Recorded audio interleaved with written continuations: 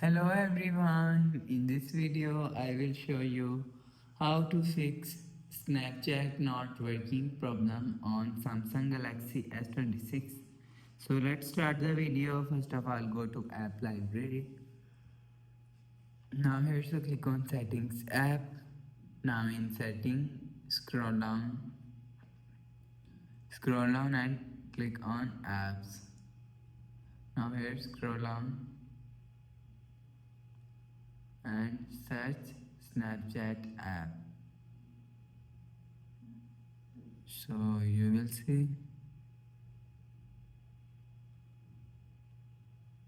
user Snapchat app is here. So click on Snapchat app. Now here scroll down and click on storage. So your Snapchat is not working problem. So click on clear cache. So after click on clear cache, go back to home screen. You will check your problem is solved.